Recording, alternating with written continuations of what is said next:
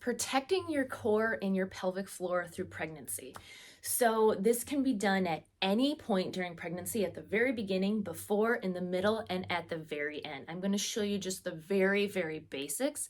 If you want to take it further, there are many other things that you can do to prepare you for the birth process and to keep everything strong and functional and hopefully prevent the many things that can happen due to pregnancy. So pregnancy puts our body in a very vulnerable position, and there's going to be separation of the abs. Prolapse is very common with pregnancy.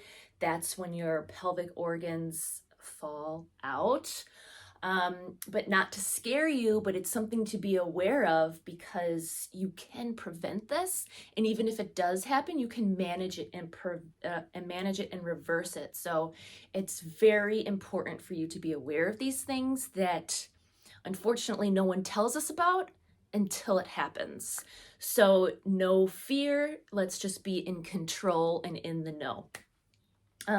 So the very basics of, another thing that's just kind of written off as it just happens as part of pregnancy is, the term the mom belly, or even where the term the mom jeans came from, like the flat butt look, or unsatisfying sex, or painful sex, or leaking when you're urinating. We kind of have just been taught to accept that this is just what happens once you become a mom. And I'm here to tell you that is not the case. You do not have to live with it, and it is not normal. Your body just needs some tweaking because of everything that it's been through. So I'm going to show you what those tweaks are so you can prevent all this. And then even postpartum, you can still use these techniques. And then if you want to further it, there's more things that you can do, but I'm just going to show you the basics. So let's get started. Okay, so step one, whether you're pregnant, not pregnant, 8 months pregnant, you're going to want to learn how to carry your body properly. And it is more challenging once you have the weight of the belly, but it's the same across the board wherever you are. So if you want to do that with me, if you want to stand up, and it's always helpful to have someone else looking at you or look in the mirror so you can see what you're looking like. So you want to see a side profile of yourself and just stand and see where you're at. Now, especially if you're pregnant, what you might look like right now is like this. So your knees are like locked and your booty's tucked under, your hips are thrusting forward. And then as a result, you're trying to find balance because of this belly you have. So you'll hunch forward, which means that you are going to push your abs down, and then your boobs are laying on top of your belly, and then your upper back is hunched, and then you have a forward lean. So this is what happens because we've been carrying ourselves wrong, and now we have this belly weight on top of it. So everything's just like pushing down on your belly, and more importantly, your pelvic floor, which already has pressure from the baby. So how do we fix this? Okay, very important. Step one, can't skip this step. So let's start by taking a look at your feet. Make sure they're hip distance apart. So they're not too close, they're not too far, they're hip distance apart, okay? Now you're gonna find your perineum. So hopefully you know where that is this point in pregnancy, but it's very common that you don't. I sure didn't. No one told me. Anyway, the perineum is the space between the vagina and the anus. There's a small space there, and that's called the perineum. So the best place to find it is really just to put your hands there, put your finger there, find that space between, and then you're gonna back it up so it lines up right with this bone on the inside of your ankle.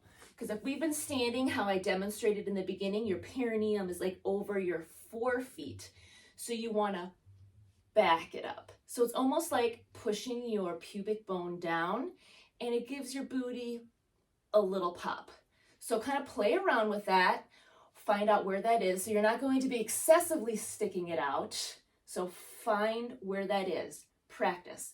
Like I said, the best way is just to put your fingers there so there's no doubt that you know where you're supposed to be. Now, if you've been really, really tight, you might stick your chest out, and now I just kind of soften that. So your rib cage should be stacked right above your hips. not the disconnect, like one forward, one back. They're right on top of each other, okay? And then check your neck, make sure you're not leaning forward. Make your neck long, pull it back. All right, so this would be a neutral pelvis. So it's not forward, it's not back, it's right in the middle. Okay, so if you were to look at yourself from the side, your ears, shoulders, hips, knees, and ankles would all line up. Like you could draw a line straight down that they connect. There's no curve in the middle. Everything is lined up. And of course, you don't have to walk around like this every day, but be mindful of it when you do think about it, when you're in the shower, when you're washing dishes, when you're cooking dinner, whatever, so you can take pressure off that pelvic floor and just to prevent further damage of the pelvic floor. Now, when you're sitting, it's the same way. If you think about a lot of times when we sit, we're sitting like in the same way. We're tucking our pelvis under, like we almost act like we're tucking under our skirt. And that's the same concept that's happening. We're pushing forward, adding all this pressure on the pelvic floor and your belly, and then on the low back. So that's why low back pain is so common. So do just the opposite. When you're going to sit, act like you're almost doing a squat. Sit back. And it's really easy to know if you're in the proper position here because you can feel your lady parts make contact with whatever you're sitting on. And there's a nice natural curve in your low back. This should feel very comfortable. So step one, especially for preparing for birth, sit on this ball, like your cheeks can be spread, and then you can feel your pelvic floor make contact with this ball so you can help open it and relax it instead of it being tensed up, because we want to be able to relax this muscle for a nice smooth birth and be more in control during the birthing process, have everything nice and relaxed. So even just sitting like this in your neutral alignment is good. And then you can even draw circles with your hip, also feels really great. And then just reverse. So that's step one, understanding and practicing this alignment, okay? Step two, the core breath or 360 breathing.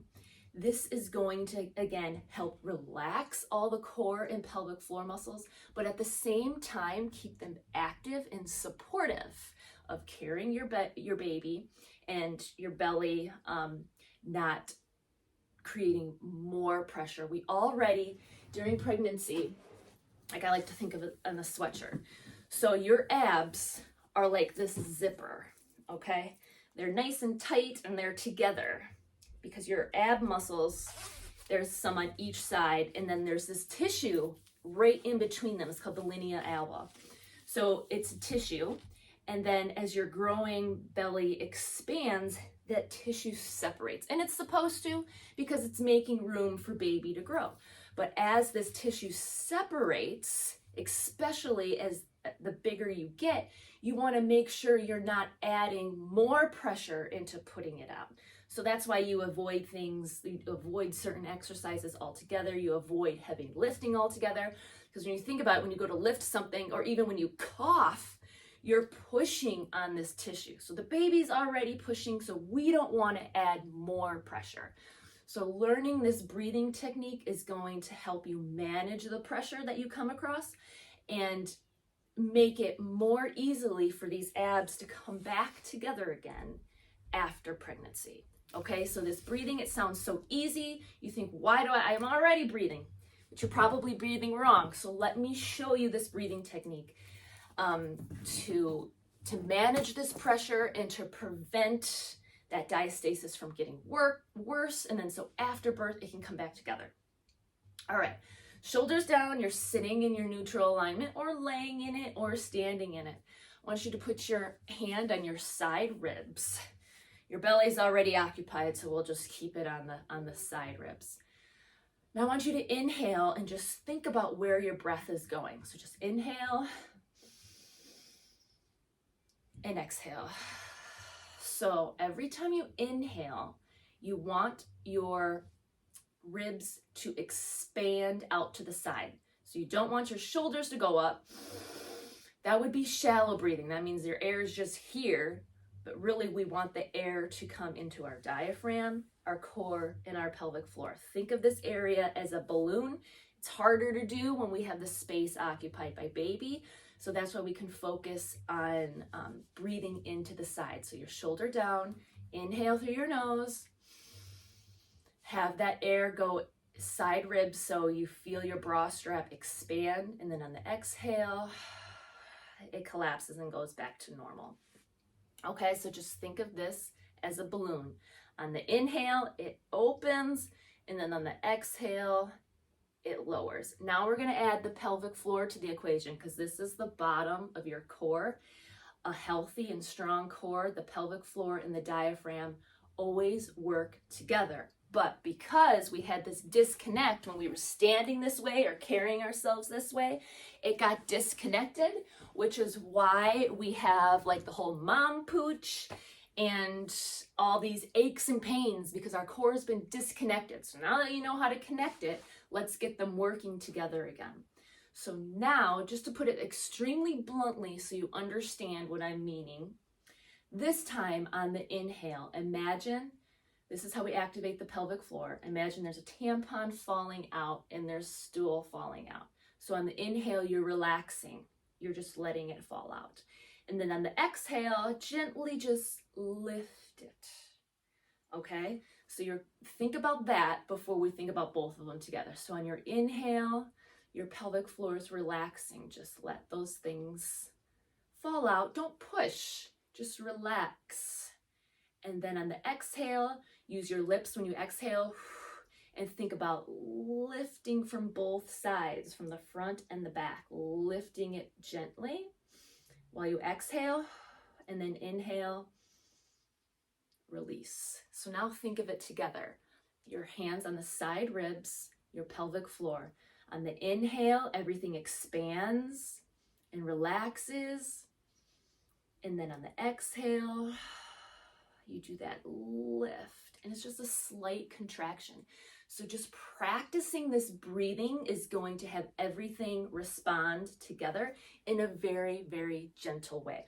So maybe you've been told to do your Kegels, there's a time and place for that, but especially when you're preparing for birth, it's important to relax these muscles because when you're getting ready to push baby out, you don't want everything to tense up. It's very important to be able to relax these muscles. So on this breathing work, this breath work, the 360 breathing, the core breath, I want you to really focus on the relaxing, expanding, and then that lift and very slight contraction on the exhale. So alignment and breathing, these are your two best tools that you can possibly do pre-pregnancy, during pregnancy, post-pregnancy. And then there's further steps that we can take, but for the bare minimum, this alignment and this breathing to save your core and pelvic floor. Now to do some additional stretches, check out the next video of things you can do further to relax your muscles as you prepare for birth.